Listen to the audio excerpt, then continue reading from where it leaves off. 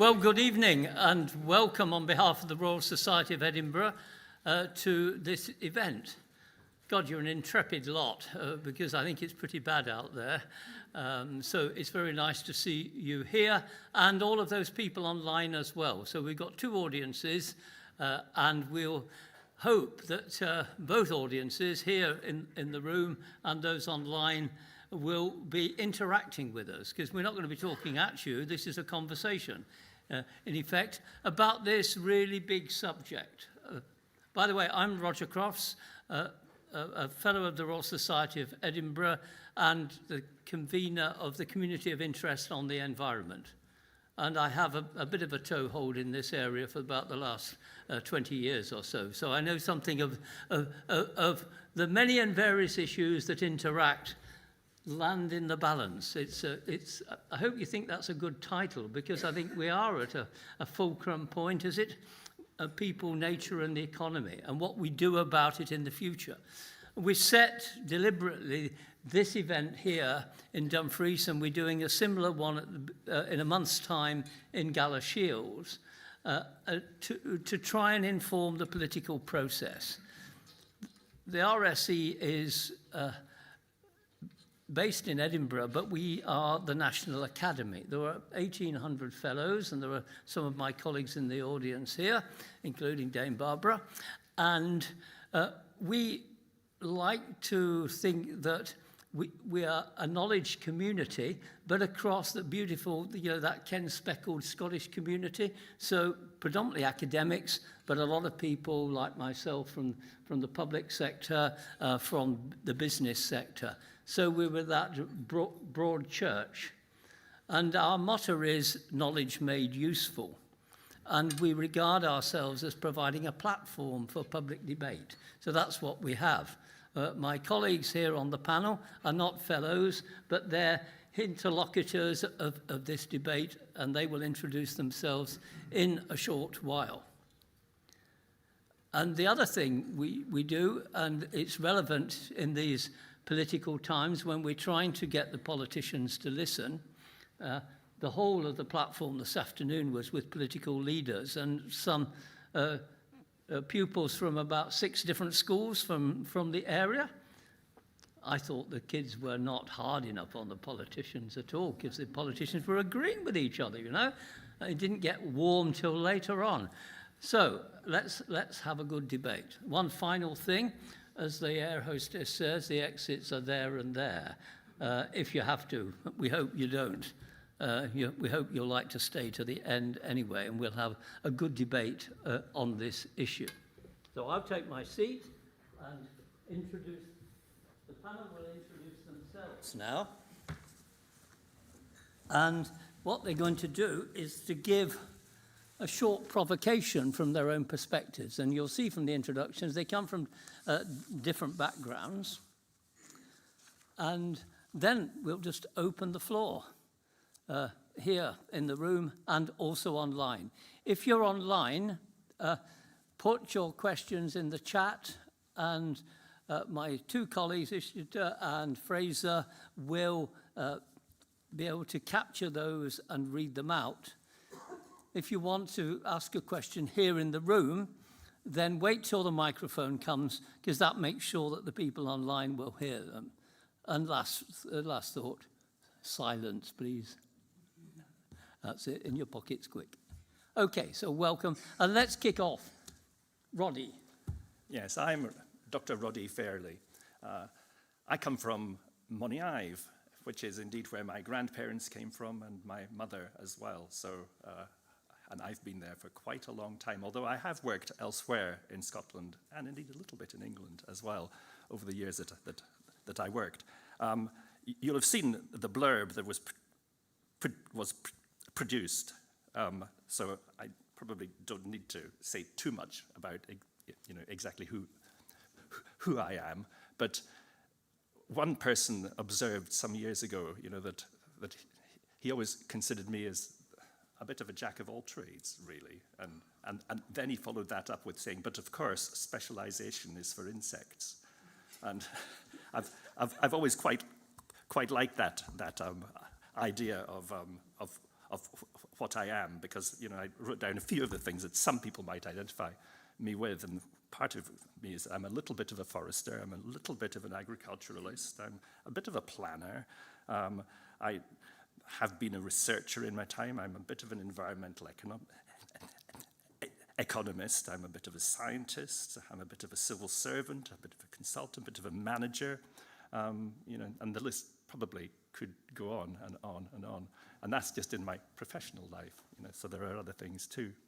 But I think that's enough about who I am, and so I'll enter a bit more into the provocations that we're intended to start this meeting off with. And the first one I was going to list, I only have three, but the first one is the role of the idea of natural capital. It's a relatively recent introduction into the area of conservation and environmentalism, that we could think of it as one of the five capitals that we rely on in our cultures around the world. But some people have concerns about it as well. So will it allow us to properly develop a measure to account for the losses and gains in nature and biodiversity? The key problem, I suppose, is in the past that nature's value has not been adequately accounted for in decision making.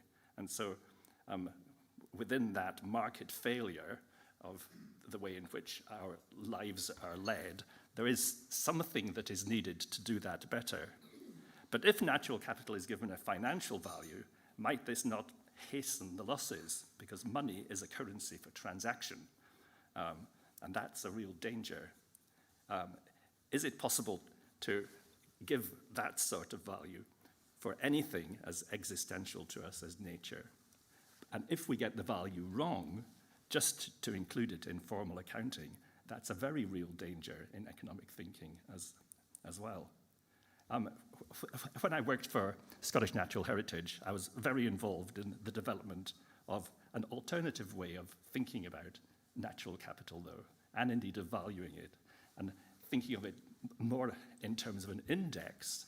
So we would be measuring changes that were happening rather than attempting to give it any real financial value. A bit, I suppose, like in contemporary economics, of the rate of inflation. It doesn't have pounds and shillings attached to it. It's just on a riding scale of percentage increases and decreases. So can we maybe consider having natural capital thought of more like that, as simply a way of assessing and being very clear in our understanding of what has been lost or what has been gained?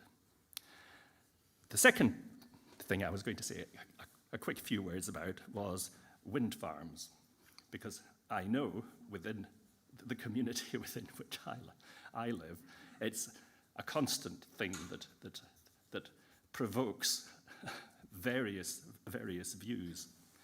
But I'll start by saying, obviously, maybe it isn't, but obviously I am keen on renewable energy.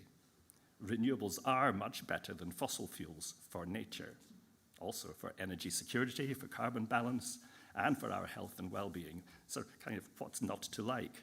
It's a no-brainer to me that I should be keen on renewable energy. And then I was going to add to that, rather than going into all the locational issues, I was going to say, but the energy market isn't right. We, in Dumfries and Galloway, get no locational advantage by producing huge quantities of power here in D&G, all of which we don't use. A huge amount of it is being exported. Indeed, the way the market currently works means that charges for power in our homes are higher here than they are in London.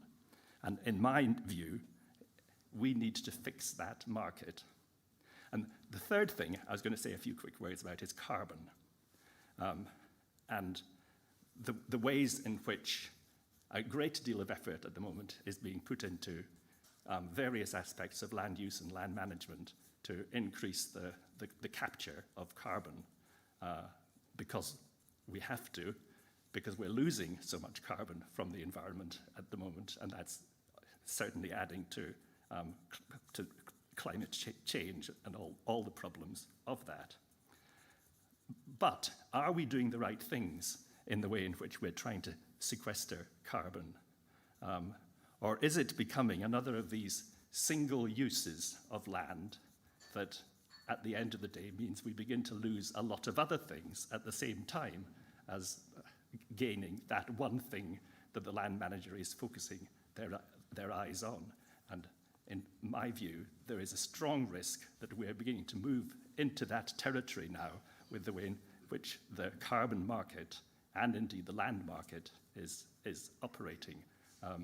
And there are real risks, I think, to wider issues that might flow from that.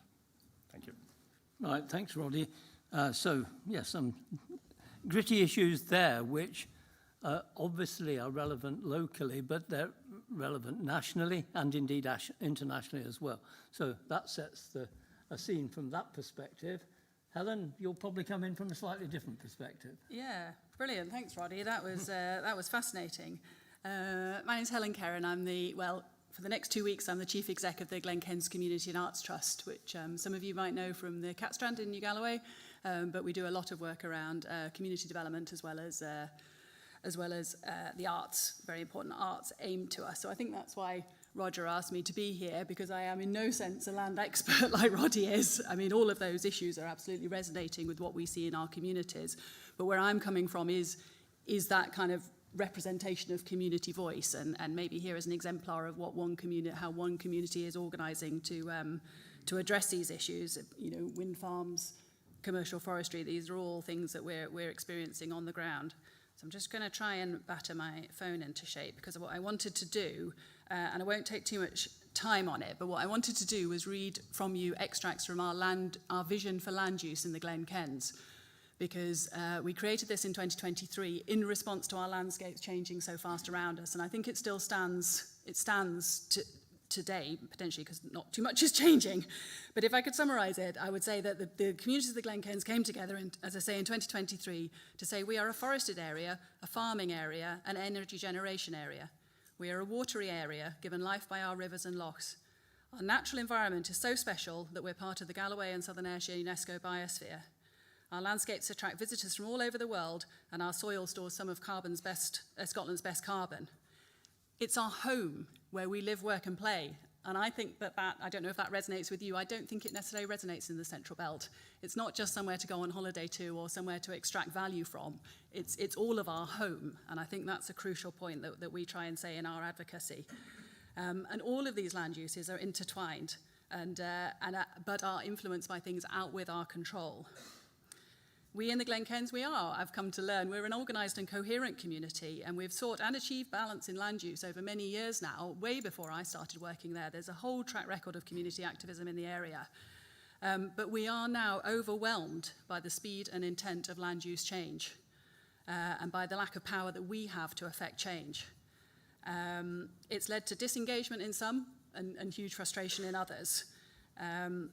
The national and regional policy intent, which is, you can get on board with, and the connection between that and what is happening to our lands around us, the disconnect feels absolute. The true seat of power in the land use sector is opaque. No one public body holds accountability, and community interests are not safeguarded. Best practice guidelines are not enforced or adhered to. Regulatory bodies are not able to keep up with market forces. And then the last point in the vision, some of the land use developments in our area appear to be purely extractive. The profits and the benefits are realised elsewhere. The jobs are created elsewhere. And while there absolutely is a greater good call, which again, the communities get, there's something here about community wealth building and making it work for the host communities of these industries. We've got lots of great practice across all the sectors in our area, but in our region, but we also have examples of poor practice, and that's what we want to see, because opportunities are being missed to create thriving and sustainable communities through better, more balanced land use. So that's what that vision was drawn up, and a huge amount of work by a huge number of volunteers, some of whom are here, some of whom are online, I think. Thank you guys, you know who you are. And since then, we were adamant that we didn't want that just to be a vision that just sits on a shelf, which is unfortunately sometimes what happens to these things. So I think that something else maybe that we've done differently that might be interesting for people to hear is that we've organised ourselves to deliver on the vision. You know, you make the statement, you make the recommendation, say this is what needs to change. We say, right, how are we going to do that? So I think maybe what makes us a bit different in the Glen Kens, I'm learning to understand, it's not, we've got amazingly knowledgeable volunteers, they're extraordinary, but I'm sure that that is true across the region. But we have coupled their passion to the organisational heft of a delivery vehicle, which is the Glen Kens Community and Arts Trust. And it's boring, but it's important. We really focus on the governance. And we've got a clear model of governance that allows us to be credible, I hope, as we seek to get our voice heard in these regional and national conversations. So we have converted the vision into action. We've been working, we've not had any particular funding. We've had bits and bats of project funding, you know what it's like. But we've woven land use into all of our local place plans. I don't know if any of you are going through that particular pleasure at the moment, but you know, our local place plans for each of the communities within the Glen Kens that have got them mention the land use. We've commissioned research into the best ways to do what we want to do. You know we don't have the answers, so we're continuously exploring, gathering evidence. We've created a festival of land most recently, which was absolutely gorgeous because it wove together GCAT's twin strengths in community and arts to really connect people with their landscapes. We've got a concept of treasured landscapes, which I think are great, and trying to get that connection, but then link it in to the national conversation. Because I think, just to finish up, what all of our actions have in common is it's not that we want to own the land. For me, community buying of land is not the answer. And we certainly don't want to tell people how to use their own land, but we do want to be heard. And we do want to be part of the conversation about how we're going to achieve this balanced land use, in our case, in the Glen Kens.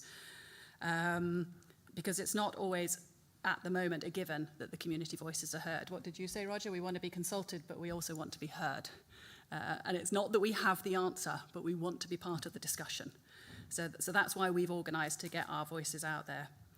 So at the heart of our land use vision is an aspiration that everyone who takes value from our land returns value to it. And so that could be cash from community benefits, but it could also be enhanced biodiversity, climate resilience, or better access routes for residents. There's lots and lots. I can return value to my quarter acre by having a really good compost heap, or creating habitats, which is what I do by not mowing. So it's on all of us to do that. And I don't think that everyone who takes value from our land should return value to it. Should be too much to ask, but at the moment it seems that it is. So that's why we're advocating for the voices of the Glen Kens. So any questions about land reform, land use, I will be passing over to the experts, but what we do is community voice. So, and on the line of community benefits, I'll hand over to McNab. Well, in a moment. Oh. Yeah. No, that really hits a bell, I'm sure, with all of you. It hits a bell with me personally, because when I wander around the country, I'm hearing the same message. And one day, this time last week, we were having a debate in the Royal Society in Edinburgh, and one of the phrases that came up was democratic deficit. There's a lot of consultation. And actually it came up this afternoon as well. The first question from the students was, well, you're consulting us, but we're not heard, and you don't listen to us, and you don't feed back to us. So it's a real issue, I think, in the political milieu. Well, it should be, and we should be all saying it to the politicians without fear or favour. And I think that's... but the other thing is that communities are saying, well, we're not going to sit on our hands and complain. We're actually going to do something about it as well. And you see that. If you go to Orkney, you see that. McNab is going to talk about one of the things that he's working on at the moment. I'm seeing it in communities in the east of Scotland as well. So it resonates, doesn't it? So that's a really good debating topic, and links to Roddy's points as well about, well, what are we talking about here? What are the assets? Who is valuing them, and for what purpose? And now, over to you, McNab. Follow that. Hello, everyone. My name's McNab. It says avoid shouting on my microphone. Does it say that on yours, Roger? I don't think. Maybe it's just mine, possibly. I'll try not to shout. Hello. Yeah, my name's McNab Laurie. McNab's my first name. I'll let you digest that. But by way of background, I grew up near Palnackie, and I went away, University, did environmental science at university, and worked in very corporate sectors before moving back to the region about 10 years ago. So I now live up at Corsic, and I'm here, I think, mostly with my Dumfries and Galloway Woodlands hat on. So Dumfries and Galloway Woodlands is a relatively new charity, about 2 years old, and we're interested in trees, or in habitats that trees are in, but also the people that depend upon them. Our core job is working with landowners with native woodland creation across the region. And so that's our sort of day-to-day core job.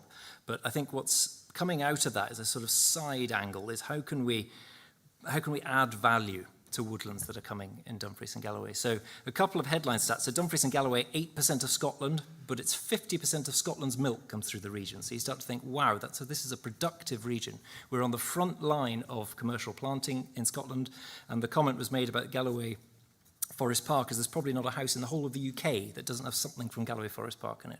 So we might only be 8% of Scotland, but we are a very important part of the productive part of Scotland. And so the core mission within Dumfries and Galloway Woodlands, yes, we're looking at native woodland creation, but I keep talking about bringing all sides together, or working all sides together within the forestry sector. But I think the phrase that came up in a recent trustee meeting was about bridge. We just need to try and bridge the different sectors to try and get the best for the region. And so that's my DG Woodlands hat, and I'm also Secretary of Community Council, which I'm very proud of.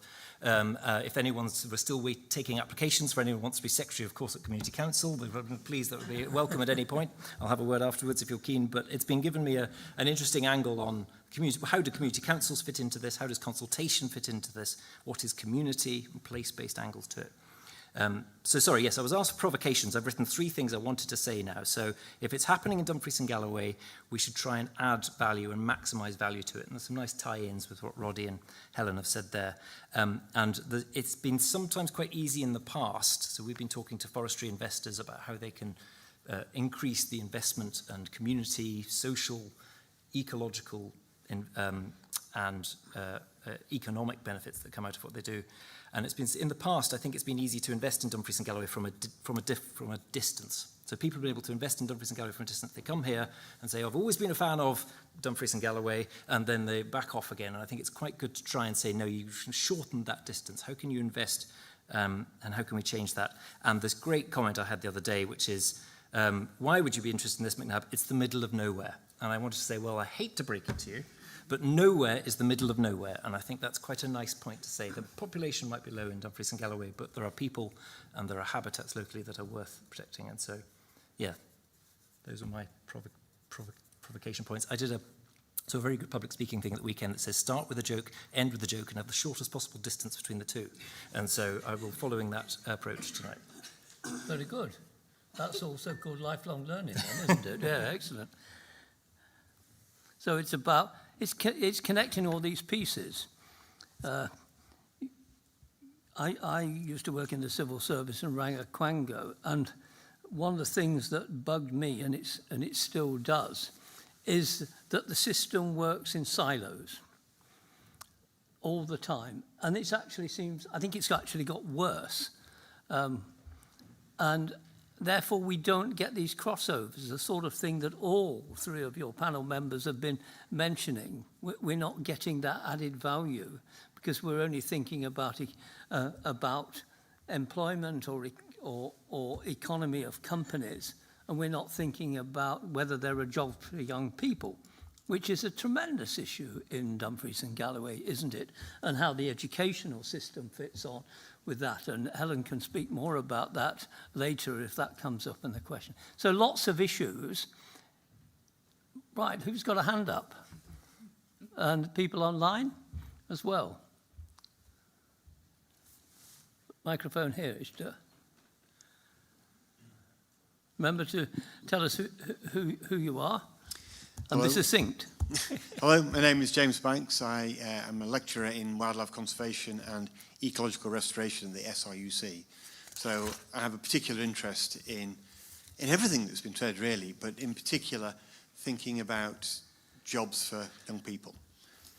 That is essentially the single thing that links everything that we've already heard, I think. How do we take pieces of land, whether they have lots of trees or very few trees, and convert that into an economy where there are jobs that people can do, whether they are unskilled or very, very skilled, for the foreseeable future? Because we know that AI is going to be an issue.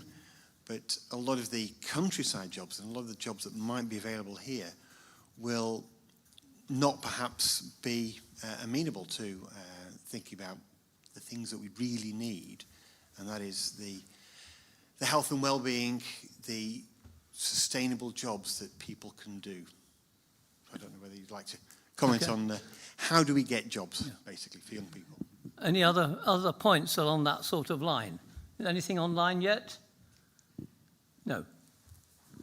I'm going to turn to you first. Brilliant. The art's always to be chosen first to respond, so thank you for that, Roger. I mean, what fascinating question, and I can't not also say I think there's a perception issue, a perception that if you stay in Dumfries and Galloway, you can still succeed in Dumfries and Galloway, because I think sometimes there's a perception of, it's just Dumfries and Galloway, but there are some real benefits to living here, whether it's a good place to have a pandemic, or whether there's a lot of health and well-being. I think people are starting to realise, actually, that Dumfries and Galloway has some real strengths to it. And I think there's almost a confidence thing. And I went to a meeting recently in the Central Belt, and I said, I'm from Dumfries and Galloway. And they said, you've come all this way today. And I thought, it's less than 2 hours it's taken me to get here. And I thought there's a perception issue there, that we're on the surface of the moon. And so I think that there are, particularly working in the forestry sector, I know that there are recruitment challenges in the forestry sector. It's how we link that to it. But also we want to young people to want to stay in the region or come back to the region. I would put almost as important as that, because I have seen when a good job comes up, it's actually finding the right people to go for the job is almost as much of the challenge sometimes. So it's getting the people keen and happy to come to Dumfries and Galloway is a key thing. Yep. It's clear when you talk to people in the industries that there are jobs, but the system's not connecting because the training is outside the rural areas. And of course, once they go away, they often don't come back. And maybe the Education Authority here is looking at it from, what's the unit cost of running that school in a rural area, as opposed to saying, wait a minute, how can we take the training to where the people are? I mean, some work's been done, Helen, I think, recently in the Glen Kens, but also capturing activity in other parts of Scotland, which is quite transformational. Yes, we commissioned our local wind farm trust commissioned some research into rural education to try and understand, trying to unlock that issue of if you always base it on a low population density and do it cost per pupil, then it's only going one way. So how could you invest in that education to say, and in direct answer to your question, for me, I think it's about shortening the links between what a rural economy needs and then the skills and the jobs that people have there. If people can immediately see that this is a place that they want to, like McNab said, that they want to stay and live, I think that that's the answer. Because, honestly, I know I'm massively biased, but if you've got a job and a house, which I'm not underplaying the importance of, but if you do have a job and a house, then there is no better place to live, I don't believe. So, how do we turn the narrative around to that side of thing? Something that we just did recently it was a skills and jobs fair in the Glen Kens. We had 19 employing organisations, 57 attendees. We didn't just pitch it at school kids, we pitched it at career changers. And the whole point, and the employing organisations range from carers to the big wind farm renewables, a real range of jobs. And again, it's making that point that if you want to live and work for us in the Glen Kens, there's loads of options, but how do we get that message out there and make the coherent narrative and make sure that there's housing and transport so they can get to the job? It's what you're talking about, Roger, with the silos. That resonated. Mm-hmm. Communities don't think in silos. Communities know what they need to thrive. And the challenge is trying to get them all aligned from the bureaucratic silos. So, it's a challenge, but I think it's out there. Yeah, do you want to just very quickly, I worked with the owners of the Galloway Hydro Scheme who had been advertising corporate, this is our previous job with Helen as well, advertising graduate opportunities, including right here in Dumfries and Galloway. And with my previous jobs hat on, we said, would you like to do an apprenticeship? They said, no need, McNab, no one's going to apply, no one applies for jobs here. And they put it over on a very big corporate website, come and work in Dumfries and Galloway, and no one locally had seen that. And so it was really interesting to take that opportunity and re-advertise it with a local focus. And they got, I think, 10, 11 applicants came from that. And so there's an element about, again, about getting the jobs in front of the right people. And I don't say if you just pump something out on a national level, it might not have been picked up locally in someone like this, I think. Yeah. Tony? There for a second. Yeah. Good evening. I'm a colleague of James's at the SRUC as well, although I'm probably coming at it from a slightly different slant. I lecture in rural business management. To give you a bit of background, I'm what was previously known as a graduate into business. I was on one of the programs that tried to keep graduates from university or bring them back to the region that they lived when that program was funded by Scottish Enterprise. In 2002, I think, was the first year that this program had been funded. My question is an extension of what has already been touched upon around young people and schools. I was one of the advocates to try and keep open some small rural schools, and the recent budget has just, or savings, has just been announced by the local authority, which includes cuts or potential cuts to, or looking at cuts of schools under 50 students and schools under 25 students. You've spoken about silos, yet at the same time we cannot get qualified individuals and doctors and head teachers and surgeons and engineers and such like to come to the region. Yet it would appear that on a local authority level, we seem to be shutting down communities via the schools and the roads and the buses and all those things. How are we as a region going to make the links between the different departments within the council that seem to be hell-bent on reducing the services that we all rely on to actually thrive here? Well, did you have a shot at that? It's a very big question, but it is. Absolutely. I mean, and of course, it's partly the outcome of austerity that is forcing people into making some of these decisions.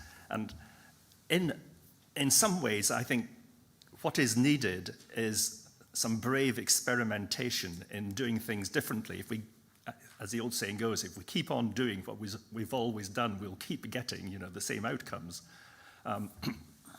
So I would, for example, begin to think quite hard about this whole aspect of, since COVID, of the WFH, working from home, as being not just a possible thing to aspire to, but equally being something that we could learn from in terms of, for example, education as well. Now, during COVID, we found that there was a certain group of children actually performed better by being taught not in the home, but while they were there. They accessed education in a different way. They were more confident about doing things by being at home rather than having to travel into a school that they might find rather uncomfortable as far as they were concerned, and not sufficiently diverse, actually, to really excite their particular interests. So if we could find some way to begin to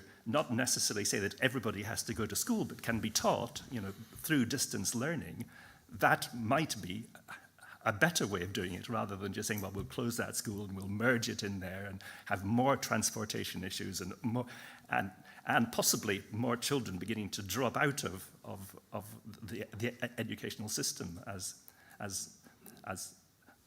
well. And the second thing I was going to say is that when it comes to things like apprenticeships and the modern apprenticeship, I think it also fails in a highly dispersed rural area, because there aren't really the businesses that can take on the strength of the tutelage of the person to actually make the progress through all the stages that is required to come out at the end, with accredited completion of a course. But maybe if we could find a group of plumbers who tend to be, father and son or father and daughter, a group of them to collaborate in offering an apprenticeship, you would find a way then of of the individual, not just learning from the practice of one particular plumber, but would also learn from another one and another one and another one.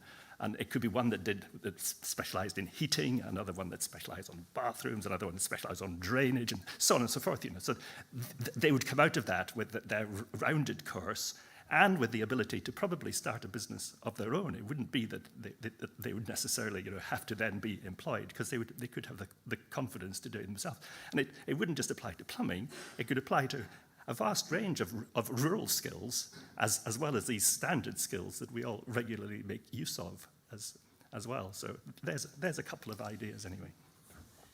On Helen, yeah. Yeah, just building on Roddy's point there of doing things differently. Something that we've been we realise now in the Glen Kens, and again I'm sure it'll resonate. I mean, for all of the region, everything we look at really now we understand is through the lens of rural depopulation, and that's housing and it's schools and it's transport. So something that I would wish that we were doing as a region better, and who that would be, we do our bit, but the regional agencies is lobbying up to to government basically, and because as long as the metrics of success are those for urban areas, we will continue to lose out. So as long as people as long as schools are paid per pupil, we will continue to be disadvantaged. So how about a mindset shift where we say, here's an idea, how about if instead of that, we say every person in every region will live no further than this from a primary school, no further than that from a secondary school, and then we invest in that, we make that, we get that stability, and then you can move to any given rural area knowing that these are your basic human rights that are going to be met. And then I would assert, kind of watch them thrive, because we know what communities can do for themselves if they have the right infrastructure in place. So I think the other thing that I'm seeing is that there is a social contract. Somebody put this to me and I loved it. There's a social contract between urban and rural areas. And if you want to be blunt about it, the Central Belt cannot feed or power itself. It's back to McNabb's point. And so we feed and power them, and we're happy to do it. But surely the quid pro quo to that is that it's okay that our children cost more to educate. The social contract is creaking when we do our side of it, but yet we have to live or die by these urban metrics that reward high population densities.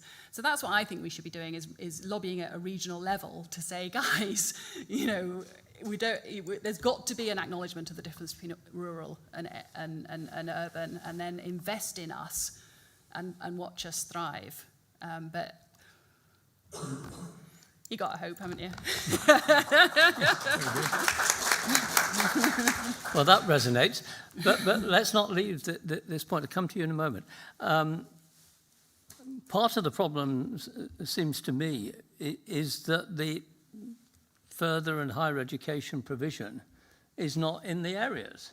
So you come here to Dumfries and Galloway College, or you come to you come to Crichton Royal, or you go to Park Hill, and do these institutions, should we not be saying, which is what you're both implying, that these institutions need to refocus? So can I put it back to you, if the rest of the audience don't mind? We've had two speakers from SRUC, and I used to be on the board, but way back, and we never had this debate. But surely the times have changed. Is there a better way of teaching than, at these central locations that can encourage people to stay locally and to actually begin to develop a provision there with local businesses? Is that something that could be thought about in the high regions of SRUC, for instance? Well, we do teach online. So Yeah. there are online courses, but Yeah. We are a rural campus, we're 10 miles Yeah. outside of Dumfries, but we don't have the accommodation, Yeah. and there isn't that facility. Yeah, sorry. There isn't the resources in the local area to provide lots of accommodation. So students typically have to live in Dumfries, and so it is a distinct disadvantage for us to get students to stay with us because they have to travel. And so they are based in Dumfries, and yet they're being educated essentially in agricultural land. Yeah, okay. Do you want to come back in briefly? Yeah. Run the mic round. Yeah, please take the mic so the online folk All right, can hear. okay. Thanks. I think a large part of what you're talking about with the centralisation of education to bigger class sizes in singular locations, you're always going to be up against it. I think that is not just an SRUC problem, but that is an every university and college in Scotland problem. The drive towards bigger class sizes will inevitably affect rural colleges, such as Dumfries and Galloway College, or Glasgow campus, or Glasgow University, UWS at Crichton, and the SRUC at Parkgate. Our strategies are now aligned with expanding the rest of the UK and international students, because we are not going to get any more funding from the Scottish Funding Council for Scottish students. And until that changes and the Scottish Funding Council open their purse strings and they are funded appropriately to allow that to happen, what you're going to see is everybody stacking the classroom in the places where they've got the biggest draw. And certainly for my course in rural business management, which I teach on, that is Edinburgh. And because of the nightlife and all of the attractions that James has spoken about, that would draw students there. So I kind of think it's a funding issue as much as it is finding a rural education solution. Our degree caters to the local economy, and we do well, but you're kind of batting against that, unfortunately. So that really flags up what you were saying, Helen, isn't it, is lobbying central government. Because one of the issues that we have at further and higher education in Scotland is the cap put on the number of Scottish students. And that's a tremendous disadvantage. Now, we've got a question online, and then I'll come to the gentleman in the yellow sweater, and then the lady here, and then there was somebody over there. Okay? Ishita, please. We've got two questions, but I'll go with one, and after that we can come back to the online one again. So this is from Jane. What policies or incentives would help landowners and communities work together towards net zero in a fair way? Sorry, could you read that again? Sorry, I'll go slower. Yeah. What policies or incentives would help landowners and communities work together towards net zero in a fair way?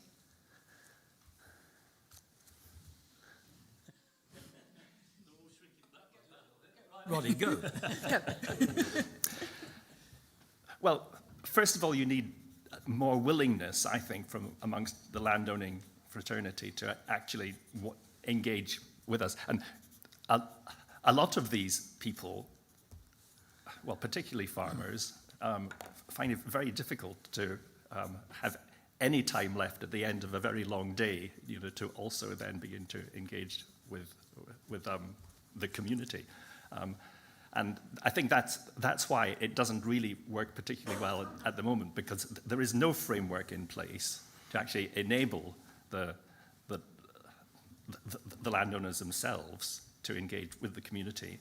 And there's certainly a strong feeling amongst the farmers that and the foresters that they don't really want to have that interference in their business, and secondly, the time dedication to actually do it properly. So we're then left with a situation where if there is consultation going on, it tends to be done by representative bodies rather than the land managers and landowners themselves, which disengages it actually from the particular land that communities live within, because these representative bodies tend to be at a national scale. And that disjoint, I think, is one of the things that needs to be solved. Now, how do we address that, I think, is, of course, what the questioner is really asking about. And it's finding some way to have greater incentive for the land managers themselves, something that leads them to want to in effect, be part more of the community that they are in. And so I think things like using existing ways in which they are operating within the community might help. You know, things like using days when particular school events are happening to have as an adjunct to that, you know, some sort of display that is set up that can then interact and engage with that sector of the community who are coming to, in effect, engage with the community anyway, but can also then address some of the particular issues and opportunities, you know, that are on their land. Then the other thing that we could look at more closely is the whole regulatory side as well. You know, so if they are getting, as nearly all land managers are, getting funds from the state to undertake the activities that they do on a day-to-day basis for most aspects of land management anyway, there are exceptions, then if we could link into that, again, the requirement, you know, that in effect there was an expectation that they understood concerns of the community and sought to address them at the application and the report reviewing stage of that process. It's an interestingly tricky question, though. Yeah, okay. Well, I mean, it's a very pertinent question because that question is actually going to be debated in Holyrood tomorrow because it's the third reading of the Land Reform Bill. And one of the stipulations in the bill is that all landowners with land holding, I think it's above 3,000 hectares, have to draw a plan. And they have formally, according, if this statute is passed, and I'm sure it will from looking at the amendments, they will have to consult the community. Now, whether that's the right approach and whether it be successful, there'll be, you know, owners are being dragged in and lots will be unwilling. Because what we haven't got is this achieve this difficult balance between, well, I'm the rights holder, it's my property. And as Roddy says, well, if you're in receipt of public funds, well, that changes the gameplay.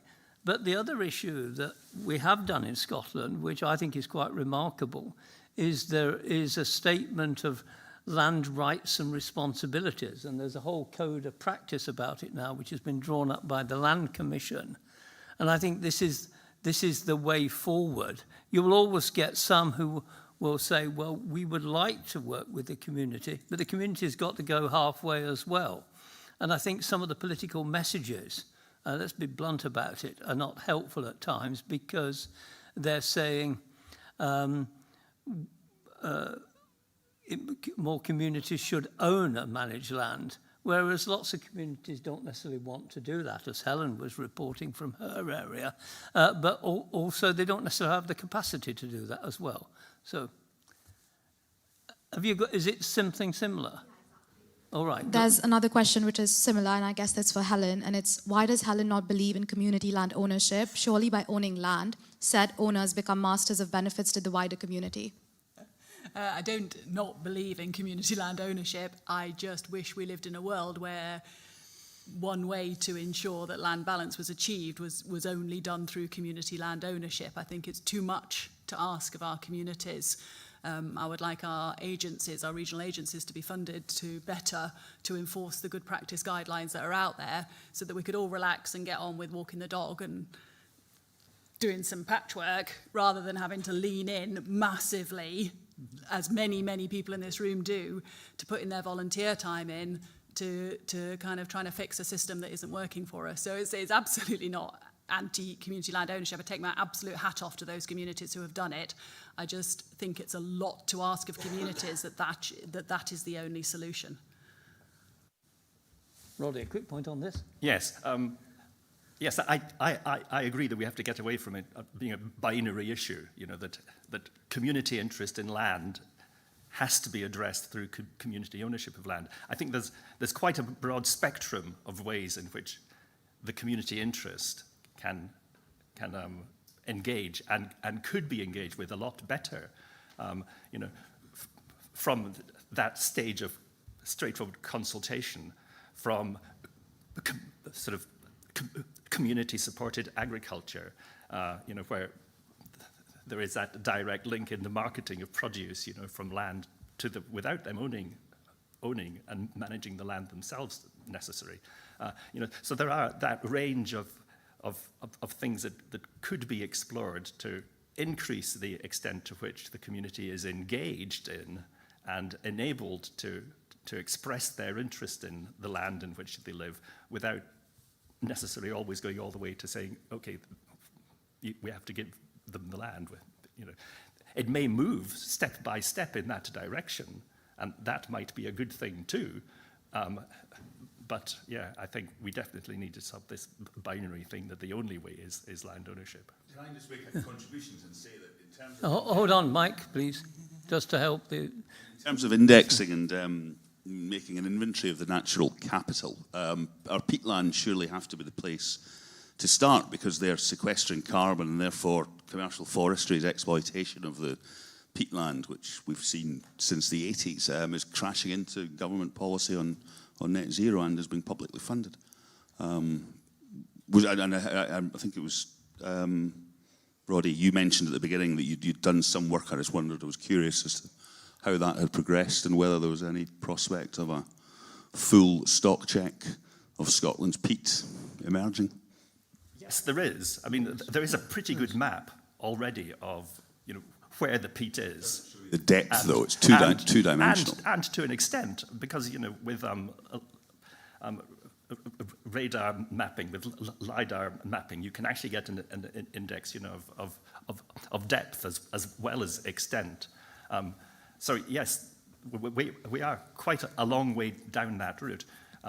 What we have to be very aware of as well is that not all peatland is actually absorbing carbon at the moment. There's so much damaged peatland out there, and peatland that has been... Sure, we need to re-wet and repair the damaged peats. There's a huge effort that needs to be put into to that repair. And then one thing that we're not very good at the moment really is understanding just how much carbon is then being taken in by the peat. Emitted. Because there is some that's being emitted, there's some that's coming in, that there's periods when the peatland begins to get a bit drier and that changes things again. There's times when it's wetter, and it does. And particularly in that process of repair, it may well go into a state where actually for a period more carbon might be released because of disturbance and areas that are getting sort of wetter, and some methane then being produced, and various things go on, And the data to inform all of that does require more research, so as we can find better ways to relate then what the research tells us to what the particular problems are on the land. But how do the nature Scots and natural heritage... Can you make there's lots of people waiting. I mean, there is expertise, actually, based on this campus, of course. The Crichton Carbon Centre has got expertise in measuring this. I think one of the problems is that when people say, and this includes Scottish Forestry, and it includes Forest and Land Scotland and the Commercial Forestry Company, we are doing this to sequester carbon. There is no conditionality that they have to measure the baseline and the change. And that's a problem that exists in other countries as well. The gentleman in the yellow sweater has been extremely patient. Thank you. Thank you. I absolutely agree with Helen, her point about we're all for community empowerment, but I think the pressure that's being placed on communities to basically make up for the inaction of national and regional governments, whether it's place planning or whatever, leaving aside the massive inequality of land ownership and the vested interests. I'm wondering, it's interesting there's nobody from SOSI, the South of Scotland Enterprise, here tonight, or not on the panel anyway, and I wonder what... They have a large number of staff, but I wonder what they actually do. I mean, they produced a report a while back that 91 million pounds was coming to the local economy from wind farms, and but the fact is that's very much distributed where the wind farms happen to be, and put onto overstrapped communities who basically struggle to spend that money. The Scottish Government recommended years ago that that be pooled, and that people like SOSI would take on all of those millions of pounds and distribute it on a more geographically equitable basis, and also have some influence, I suppose, how it was used in terms of economic and social development. Whereas, at the moment it's sitting in the coffers of community councils and or not being claimed and whatever. It's a huge waste of money. It's the crumbs anyway that are distributed, off the table from these wind farms companies. It's not a huge amount of money, but if it was used more judiciously. But again, I don't know. SOSI aren't here; they can't speak for themselves. But what I did write to them about it, how things could be. The wind farms are there; they're expanding on it exponentially. But at least if we got a better use of that money. Well, I'll come in from the chair first. I think many of us are really quite concerned about the bids of the public sector to want to have this. I mean, Dumfries and Galloway were saying that years back, and and it's no different from SOSI saying it now, or any of the other two enterprise companies around the country. Will that be better? How much will they take as part of their running costs? And that would worry me as Citizen Crofts, to be perfectly honest. But the real nub is, of course, this is peanuts, and I mean you hinted that in your own question, to the profits that are made by these companies. And it goes back to a point that Roddy was making earlier, which applies in all the electricity producing parts of Scotland, that they are having to pay very high rates for the electricity which they produce to be allowed to use locally. You go to Orkney and you'll get it there. Large as well as one of the innovative places. So it strikes me that the other angle, and there are people in the audience who are more knowledgeable about this than I am, is the fact that, I can't remember the technical term now, Ted, you can probably tell me, is this payment from basically the consumer when we don't need the energy from those wind farms. Constraint mechanism, yeah, which is phenomenal, millions and millions, which goes to the companies. So we've got a mismatch there as well. So I think there is a whole issue of how much money this is, not how who should distribute it is, but how much should be distributed to allow those things to happen. Anybody want that? Be in public hands? Should power generation be in public hands? Will you just say that in the mic, just for the on? Should power generation be in public hands? We're once again talking about how the big companies come in and they make their money here and they siphon it off to wherever they live. Should we be looking at communities generating their own electricity to sell locally? You were talking about doing things more drastically. Would that be a possibility, that we take it into public hands? Perhaps Scotland-wide, perhaps more in rural communities where we would benefit from it? Regional hands. Yeah, I mean, I think there is a point there. Roddy, you may want to comment as well. I mean, our major power generation companies are not even British-owned. And that's also true of many of the wind farms in this area, of course. So there has to be a question of how did we allow that to happen? Other countries don't. So almost whether it's...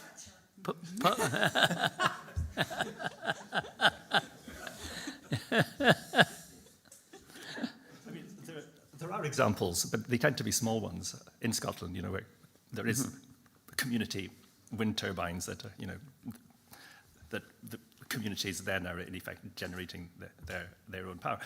We could explore doing that a lot more. It would have to be a lot to make it significant, really, because these tend to be small island communities, really.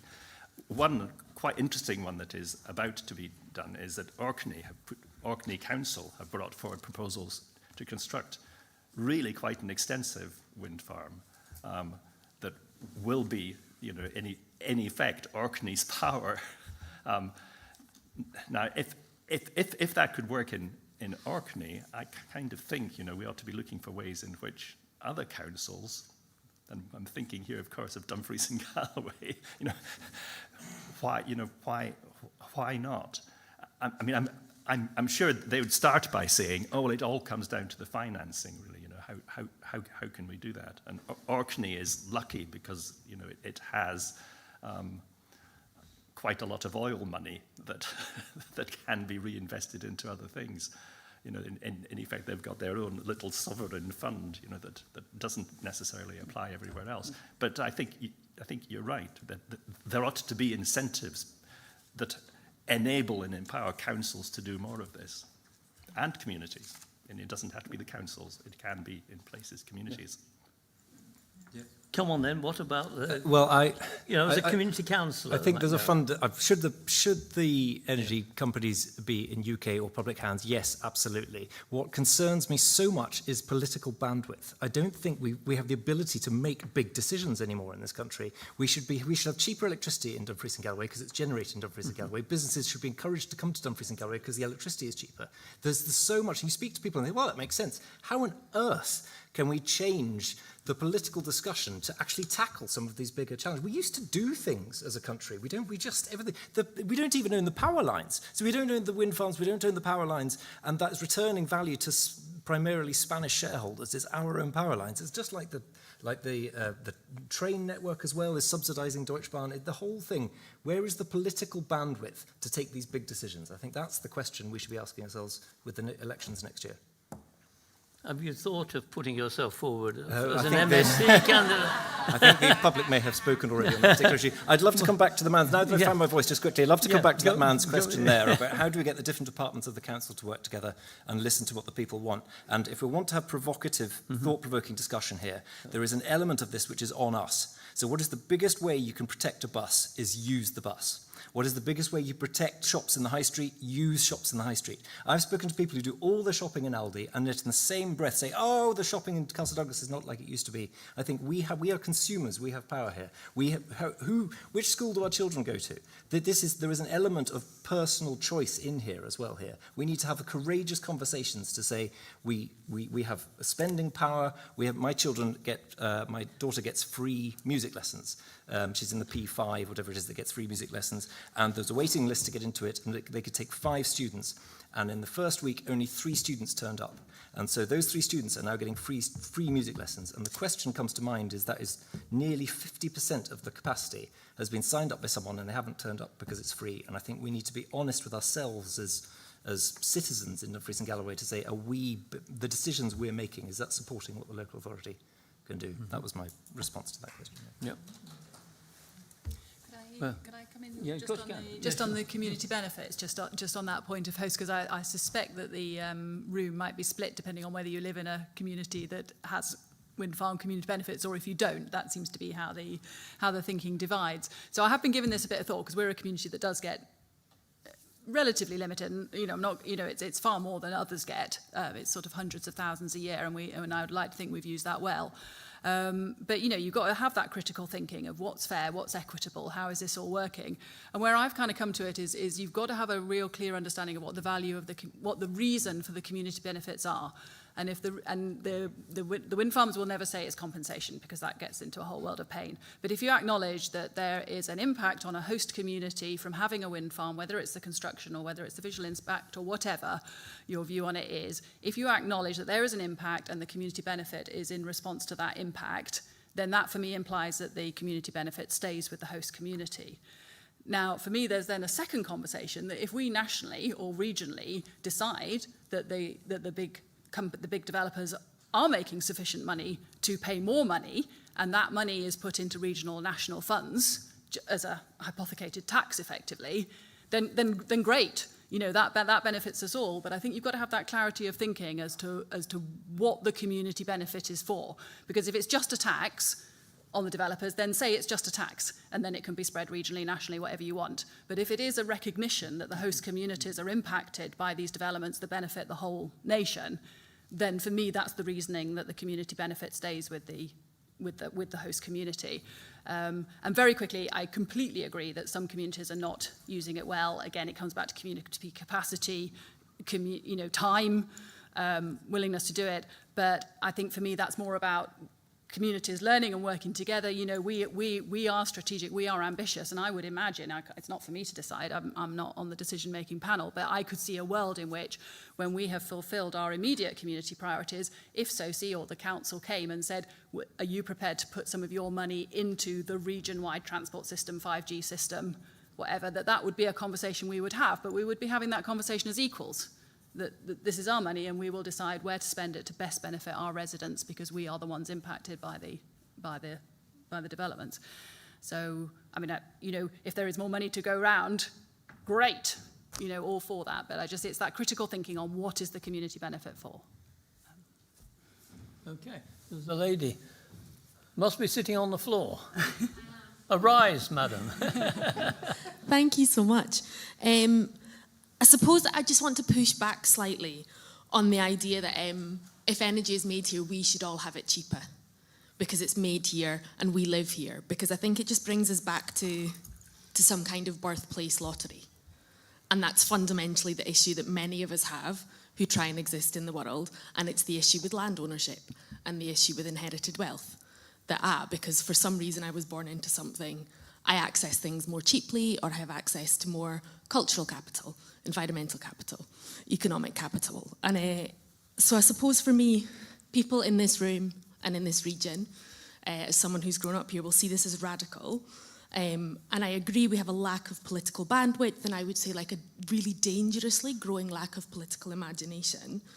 But I wonder what kind of economic reform is actually needed and how broad we can be with that. Because from education to home ownership, I'm hearing a lot of tinkering around the edges that will not materially impact my life and my community's life, and will also not wrestle with the fact that we are living within significant planetary boundaries that seem to be overlooked for the benefit of growth which many people don't experience, growth which is actually just an imagined system, an imagined game of Monopoly. And I also wonder how, through ideas like transition towns, a rural region like Dumfries and Galloway can actually model and drive that change, and who we would need to do that. Well, I'm passing the buck here on the panel, I can see that. Yep. Yeah. No, that was a fascinating, really deep question. I won't jump on that. I will jump on that. Yes, I will jump on that. So I think there's a lot in there that I'm really, really, really interested in. The forestry, which is the sector I'm working in, you could say the benefits are felt on the national stage of planting trees, and the disbenefits are felt on the local stage. So there is an element of that there. So I would push back on your pushback of the wind farm question slightly on that, but I think the problem we have at the moment, you talked about political bandwidth or tinkering, is no one quite has responsibility for anything anymore, and you can never quite get the right person in the room to make the decision. I think that's what's really missing at the moment, is what was Wellington's phrase, a bad decision is better than no decision, because it feels like we're living in a world of no decisions at the moment. And so the ability to actually get the right people in the room and come together as a region, I think probably irrespective of where that person may sit in the political ladder, have a coherent voice, that probably is my immediate comeback on that point.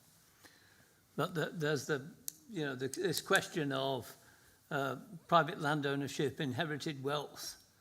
I mean, I find it fascinating that, for all the rhetoric and the acts of Parliament, since we had the Scottish Parliament, we've had very little change. It's not been a sea change at all. It's small communities who felt they had the capacity in one way or another, even though sometimes it proved they didn't, that got money to buy a small bit of land. We haven't had the major changes, except one or two nasty ones, which really stuck in people's gullet, like Ulva, for instance. But otherwise, and I think the irony is, of course, that unlike other countries, we don't block foreign owners coming in and buying land as well. And I don't want to get into whether there are good or bad ones. There are some very good ones. Probably the largest one in Scotland, and some of the inherited wealth ones are very good as well. So it's very easy to also paint it at black and white, but we're in a political stasis on this, I think, which is what you're saying, McNabb. Where do we go forward on it? Because we've not got the community capacity, we've not got enough money in the system, and a sort of land management laws, including, the land reform, the latest Land Reform Act, and the Natural Environment Bill, which is going through Parliament, don't necessarily have the sea change and the grouse moor legislation from last year either. So it is that little, it's almost, you've hit the nail on the head, haven't you, in the big sense, because we've done all of these things, we've got the willingness of the Parliament to legislate, but it's not changing it. So I'll leave it at that. Do you want to add to that, either of you? Well, I was just going to say that you must have read Donut Economics by Kate Rayworth. I have a master's in economics. So that's fascinating for me, with that space between where we're meeting our needs and not exceeding our planetary boundaries. And I would say when I looked in, I felt that donut economics was a word for what we're doing a lot in our rural communities. I didn't know it had a name, but it is that sense that we can't just keep growing. We just want to be sustainable. We just want to live in that safe space. So I don't know the answer. I do know that most conversations in the Glen Kens end in revolution. So I'm glad to hear that's true in Dumfries as well. Yeah. I think we can.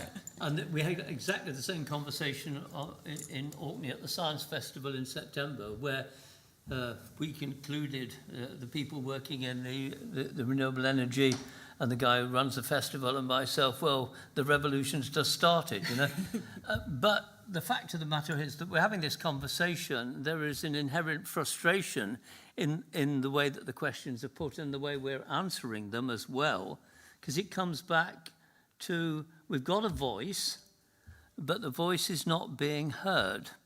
And why is that? What are the blockages in the whole society, that's meaning that despite the good work that's being done here and in other parts of Scotland, and we can just badge them all and say this is really tremendous best practice, but it's not getting through. I would just add very quickly, Roger, I think a word we should be using a bit more is greed as well. I think we have a problem at the moment with greed, and that people accept profits being made and work hard and you make your money, but I think we are losing the link slightly there. When various online websites pay more tax in a year than Amazon and Apple put together, I think we're losing the balance with it all. And I think that's when it comes back to the big thinking is what we need to fix these things. Ted? Hi, just going on community benefit, sticking with that for a second. I wonder if we're looking at it in the wrong way. I actually was part of a company that introduced community benefits for wind farms in Scotland on the first Scottish wind farm. And it was a voluntary thing we did. We were an environmental company, and we saw that we were having an impact on that area. And so it was, how do we work with the communities? At the time, the power companies gave us a really hard time saying you can't offer community benefit in that way, where you're offering them a fixed sum per year for the life of a wind farm. So we were actually held in contempt by the industry itself. But what happened was everybody wanted to work with us, because the community suddenly said, these guys are credible, these guys are real, and actually it made a difference in the way it's thinking. So, and it's become an industry norm now. It's still a voluntary payment, but all of the industry does it. So rather than looking at the wind industry and saying wind has to do community benefit, it's all on the wind industry, why not look at any industry that is looking to go into a community and do something? It can be forestry, it can be a farmer, it can be in urban areas where a business is coming in, and as they go for planning consent and do their development phase, the region says, what are you going to do for the community? And then you're putting the onus on every industry, every business that is coming in, how are you going to work in partnership with that community that you're going to have an impact on, some positive, some negative? What are you going to do? And in that way, you could change the relationship between them and us into requiring them to work close with the community. I don't know what your thoughts are on that. And it takes away your issue, sir, of should the Glenkens give up theirs for Dumfries or anywhere else. As any developer comes in and is making money out of anywhere in Dumfries and Galloway, they should be putting back into the community. It's just a thought, another way of thinking. It's an interesting point coming from somebody who ran natural power in its very early days as well. That sort of tension between the partners. You want to come? I was going to add, there's a question earlier about policy. What policies should we introduce? And of course, you do shiver slightly when you think there are more policies being introduced, because we do have quite a lot of policies. And the idea of someone being required to undertake community consultation makes me shiver slightly, because I think that's not going to be a productive. They're being told to do it. The only beneficiary is the whole committee that get the booking for the community consultation event. I think, well, what's the actual positive that's come out of that? And so it ties in a little bit with Ted's point there, is that there is an element of pick the best, make an example of the best, and try and raise aspirations. I think that's probably where I sit in this debate, is trying to work with the best and not shame the worst, but lift the standard on that basis, because I think we live in a very heavily policied, guidance-ed world, and I think it's quite good to have examples rather than sticks, I think, probably. Yeah, thanks. And you are right, Ted, of course. If people could link the benefits of things that are happening in their communities then in ways that align with their own priorities, then you're starting to move forward into a world where you're embarking on a joint enterprise, which surely is where the developers or the industry would want to be as well. So, and I think the important thing in your point, which you alluded to, but it doesn't have to be cash. You know, if they came and treated the community as a real strategic partner and said, what are your aspirations? What are your priorities? Do you want better roads? Do you want better access? Do you want jobs? Do you want apprenticeships? You know, and actually, again, heard what the communities were saying. We were saying to Spen, you know, whether or not the Kendoon Tongland transmission line will get renewed, who knows? But if it does, there will be significant capital community benefit accrued with it. And we said, imagine if on the day that the concrete for the first pylon was poured, we opened an education and learning hub for the Glenkens. You know, do you think that would balance out some of the views on the new pylon line? You know, there will always be people anti and there will always be people pro. But if people can make the link between, well, this happened and maybe, but then this happened as a direct link, then you're starting to feel like you matter, like you're important, like your priorities are being part of the greater conversation. So I think it is community benefit, but in its wider sense. And yeah, absolutely. You know, why not every industry? Yes, sometimes wind gets a bashing, but actually they're the ones doing it, and other industries are slipping under the radar completely. So, yeah. Yeah, thanks. Yes, there, please. Mike Halliday. I'm a farmer and land agent. I'm just thinking back to the early point, so I apologise if I start to ramble a bit. There's been a suggestion from the room, and I think from the panel, that possibly capitalism and the market doesn't work. We've talked a little bit about power. I think about water south of the border, rail network, etc. We haven't really expanded on the market and natural capital. I think the market is completely skewed as it stands. Wind seems to be the king. We'll cut down trees. We don't mind birds of prey being killed. Wind gets the go-ahead, followed by forestry. We're happy to plant trees. I think about my local community, Penpunt. I'm approaching 50. I remember my primary school days. There was 80 kids there. We're down to 40 now. We're at risk of losing 2 teachers. People seem to be at the bottom of the natural capital equation, and I think it possibly needs to rebalance before it's too late, and I would like to hear people's thoughts on that. Thank you very much. You going to go? No, I think a great question, and it feels slightly like are we still early enough in this debate to make a change as well, which is the exciting thing with this, is this natural capital still further to run. I kicked back a little bit against the phrase of natural capital when it first came along, because I thought this is exactly us trying to monetize a whole new sector that we haven't yet monetized, and look how well monetizing has done for us. But the response was that actually natural capital, we have to speak to the biggest group of people, and money is what the natural capital is what the biggest group of people understand. And so there was a response back that actually, no, natural capital is the right phrase for it. But no, yeah, absolutely. It's how can we change the dynamic to have an area like Dumfries and Galloway, or an individual landowner, or a community in Dumfries and Galloway negotiating with an enormous company based in London with investments across the UK. I think there is. That's a really, really tough one. And I'm reminded of, was it Churchill who said, democracy is the worst form of government apart from all the others. And I feel a little bit like that with capitalism, it's the worst form, but apart from all the others, it's just how can we learn from what we've done? I think one point to come out of the wind debate is that community benefits of wind have ended up being a cash payment. And I think with natural capital, I'm hoping that there is a step forward to say it's not just about cash, it is about services, it's about input into different infrastructure. And I think there's a win there. If we could get 3 or 4 of these wins to say, this is how we can learn from what's happened previously. There's a non-answer for you. Yeah. I mean,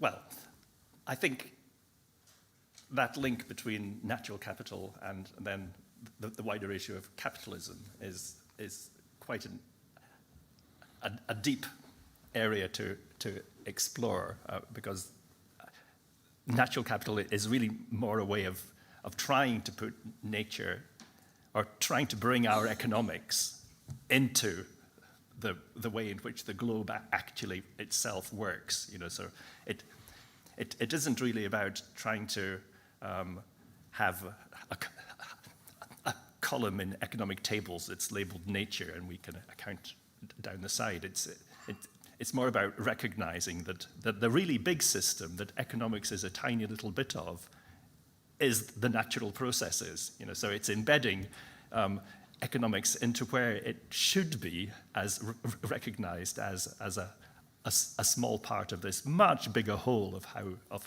how the globe actually operates. And that, of course, is no easy task.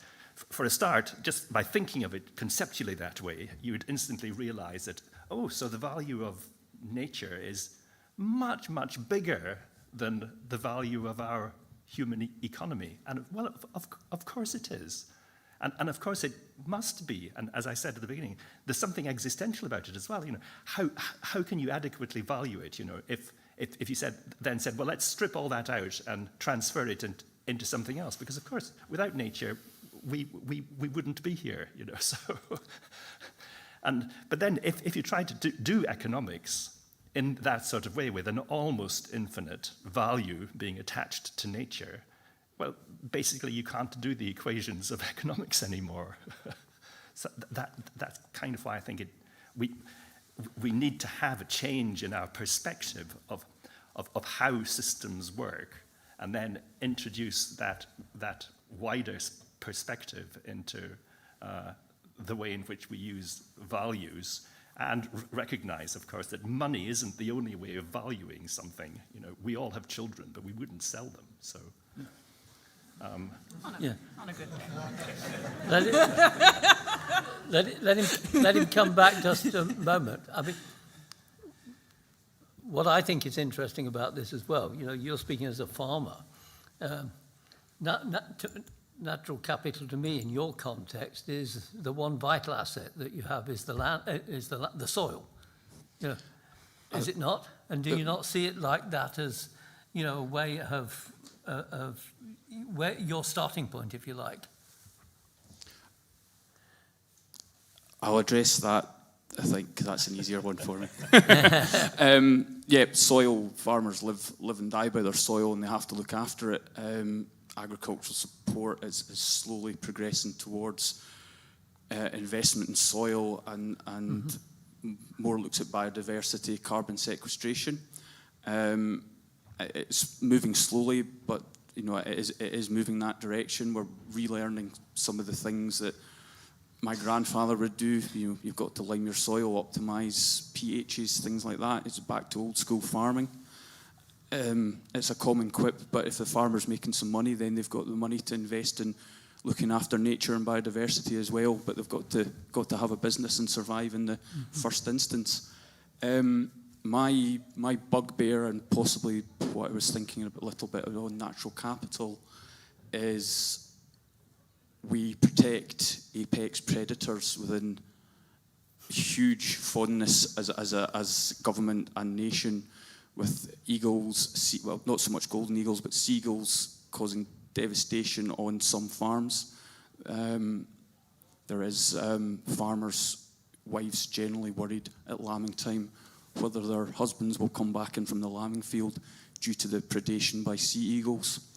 There is badger predation, there is red kites, not so much buzzards because the red kites have seen them off now, that are devastating ground nesting birds, hedgehogs, etc.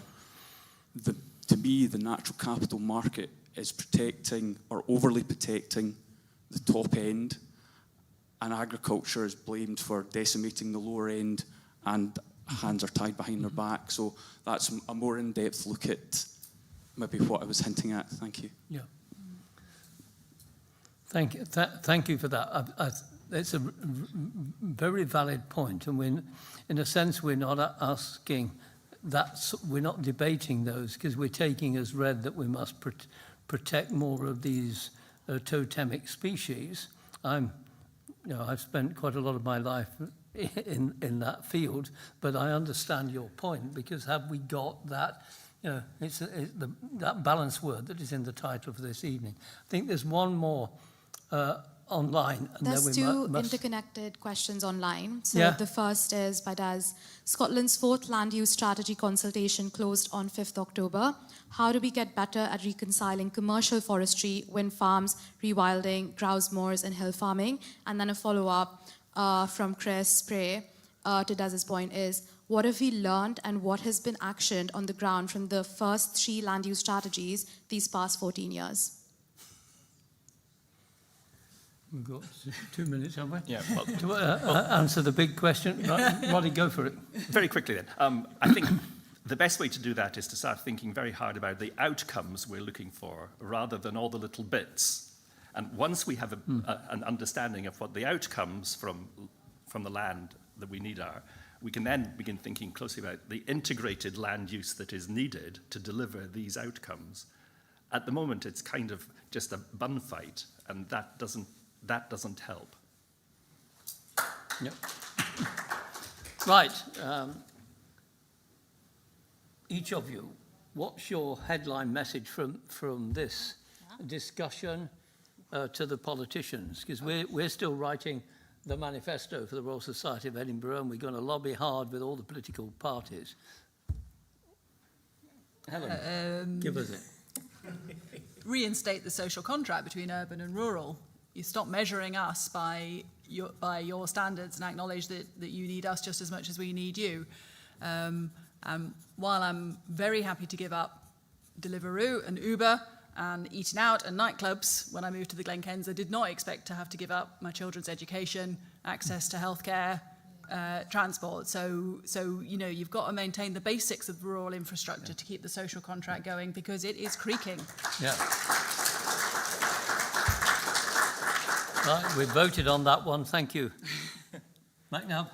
How do I follow that? No, that was brilliant, Helen. No, I think what I would like to say to politicians is we're facing some big decisions, and I feel like we will back them if they make. We will back their efforts if they could set out the reasons they're doing this. And I think the worry is that we dance from no, yes, no, and yes, no, and we end up dancing around the edges. So, my God, the building is on fire. Could you please make some decisions, and we will back it if they're right decisions. I think that's probably my two. Yep. Okay. Yeah, well, McNabb said earlier, quoting Wellington, that a bad decision is better than no decision at all. Actually, I'm not sure any of us in this room would necessarily agree with that, depending on what the bad decision was. But what I think, from what everybody has been saying, is that what we're really looking for is better proposals from our politicians for the range of complex and difficult issues that we're all facing, and to come forward with some steps that are quite brave in order to address them, because they are big problems, and just touching them on the edges all the time is allowing them to continue to get worse rather than get better. So I think that's really my feeling of what has emerged from the conversation we've had this evening, really, is that that's what we need. Some Revolution some, it is. something that is a But bit it's, more we've often talked about rural yes. voice. I remember it well with Barbara on many occasions. But it's turning in the table round, isn't it? It's saying, oh, it's all bad. It's saying, we've got ideas, we've got examples of good practice. This is what we can do if you'll just give us the wherewithal. And the wherewithal is not just the resource, it's also the authority and the responsibility. Because the system's not working. I think we're all agreed on that with the nods around the room as well. So, get to the hustings and tell them. And tell them nationally as well, because it's right. It's not a dichotomy between urban and rural. Because it's so unbalanced, actually, and the rural voice is so important. Make it known, but say it positively. This is what we can do if you can only help us this way and that way and the other way. Thank you all very much, online and in the room here. I hope you've enjoyed that, and go safely home. Good night.